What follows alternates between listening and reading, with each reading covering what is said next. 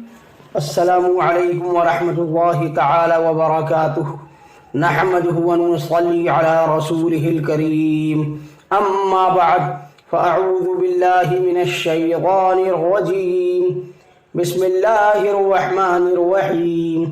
حصول برکت کے لیے ایک بار درود شریف پڑھ لیجیے۔ اللہم صلی علی سیدنا و مولانا محمد معدن الجود والکرم وآلہ وبارک وسلم۔ سامعین اکرام، میں جیش محمد مصباحی آج آپ کی خدمت میں ایک اور واقعہ لے کر کے حاضر ہوا ہوں، جس کو میں نے امام اعظم کے صبر و تحمل کا بے مثال واقعہ کے نام سے موسوم کیا ہے۔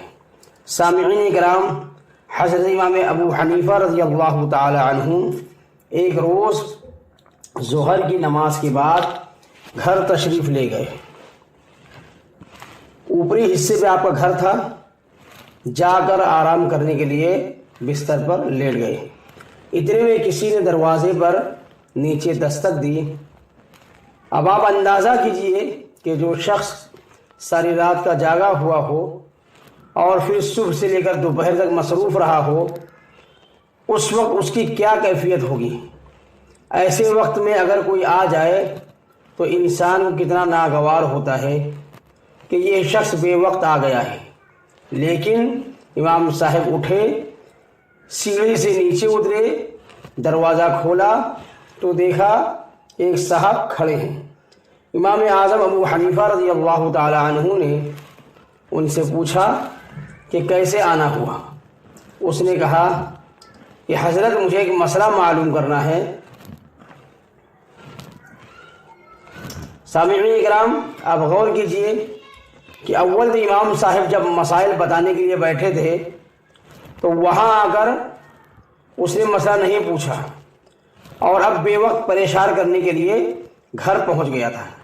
لیکن امام صاحب نے اس کو کچھ نہیں کہا، بلکہ فرمایا کہ اچھا بھائی، کیا مسئلہ معلوم کرنا ہے؟ اس نے کہا کہ میں کیا بتاؤں، جب میں آ رہا تھا تو مجھے یاد تھا کہ کیا مسئلہ معلوم کرنا ہے، لیکن اب میں بھول گیا ہوں، یاد نہیں آ رہا ہے کہ کیا مسئلہ پوچھنا تھا۔ امام صاحب نے فرمایا کہ اچھا، جب یاد آ جائے تو پھر پوچھ لینا۔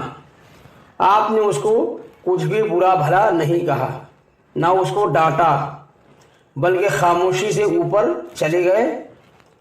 ابھی جا کر آپ بستر پر لیٹے ہی تھے کہ وہ شخص دوبارہ دروازے پر دستک دیتا ہے۔ آپ اٹھ کر نیچے تشریف لائے اور دروازہ کھولا تو دیکھا کہ وہی شخص کھڑا ہے۔ آپ نے پوچھا اب کیا بات ہے؟ اس نے کہا کہ حضرت مجھے وہ مسئلہ یاد آ گیا ہے۔ آپ نے فرمایا کہ پوچھ لو۔ اس نے کہا کہ ابھی تک تو یاد تھا، مگر جب آپ آدھی سیڑھی تک پہنچے تو میں وہ مسئلہ بھول گیا۔ اب اگر ایک عام آدمی ہوتا تو اس وقت تک اس کے اشتعال کا کیا عالم ہوتا، مگر امام صاحب اپنے نفس کو مٹا چکے تھے۔ امام اعظم نے فرمایا اچھا بھائی، جب یاد آ جائے تو پوچھ لینا۔ یہ کہہ کر آپ پھر واپس چلے گئے اور جا کر بستر پر لیٹ گئے۔ ابھی آپ کا لیٹنا ہی تھا کہ 12:30 پھر دروازے پر دستک ہوئی۔ آپ پھر نیچے تشریف آئے، دروازہ کھولا تو دیکھا کہ وہی شخص کھڑا ہے۔ اس نے کہا کہ حضرت وہ مسئلہ یاد آ گیا ہے۔ امام اعظم نے پوچھا کہ کیا مسئلہ ہے؟ اس نے کہا کہ یہ مسئلہ معلوم کرنا ہے کہ انسان کی نجاست یعنی کہ پاخانہ کا ذائقہ کڑوا ہوتا ہے یا میٹھا ہوتا ہے۔ نعوذ باللہ من ذالک۔ اگر کوئی دوسرا آدمی ہوتا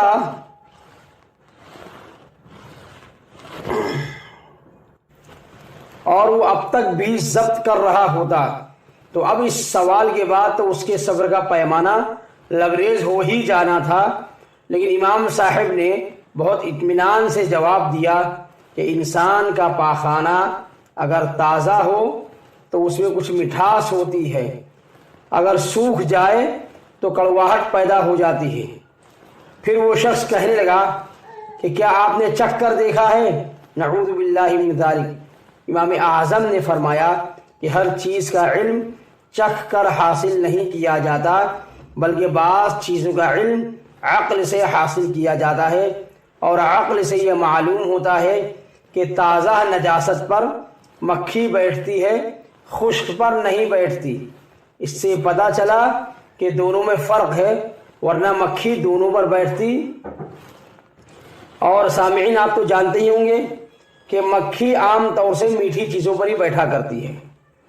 لہٰذا جب امام صاحب نے یہ جواب دے دیا تو اس شخص نے کہا، امام صاحب میں آپ کے سامنے ہاتھ جوڑتا ہوں، مجھے معاف کیجیے گا، میں نے آپ کو بہت ستایا، لیکن آج آپ نے مجھے ہرا دیا۔ امام صاحب نے پوچھا کہ میں نے کیسے ہرا دیا؟